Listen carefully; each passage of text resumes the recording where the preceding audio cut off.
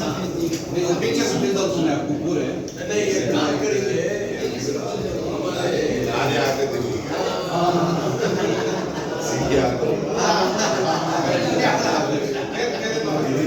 आस्ते आस्ते आस्ते आस्ते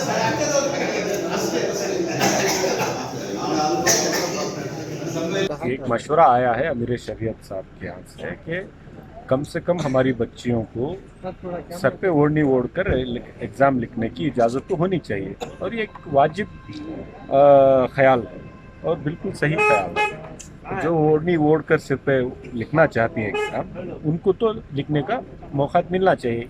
हिजाब एजुकेशनल इंस्टीट्यूशंस में जहाँ पे पहले से ही प्रिस्क्राइब यूनिफॉर्म है, वहाँ पे बैन किया गया है, कोर्ट का एक फ़ैसला भी है, वो सही है। बट ओढ़नी और हिजाब में फ़र्क है, तो क्या ओढ़नी ओढ़ कर जा सकते हैं, ये क्लैरिटी हुकूमत से करवाने के लिए अमीर शरीयत ने सिद्धरामैया साहब से इल्तिजा की है। सिद्धरामैया साहब ने कहा, बहुत खुलकर कहा है कि मैं असम्बली में इस बात को रखूँगा और हुकूमत की तरफ से उनका जो हमारा जो मुतालबा है वो सामने रखूँगा, और हुकूमत से जो रिएक्शन आएगा और इस पर हम जोर देंगे कि इस चीज़ पर तो कम से कम कोई कंट्रोवर्सी, कोई मसला ना। परेशानी हमारे सामने थी जो हिजाब के बारे में, और जो सिलसिला कोर्ट में सब हुआ है, उसी सिलसिले से हम लोग हमारे अपोजिशन लीडर को भी थोड़ा कोशिश ये कर रहे हैं। बच्चों को एग्ज़ाम है तो जो भी अभी कोर्ट में है वो तो जो होना है, अभी सुप्रीम कोर्ट गया है, और कोर्ट भी ऐसा कुछ क्या भी कंडीशंस नहीं डाले, तो गवर्नमेंट से थोड़ा रिक्वेस्ट करके एटलीस्ट सिर पे दुपट्टा डालने के लिए परमिशन देना चाहिए, जिससे हमारे बच्चे एग्ज़ाम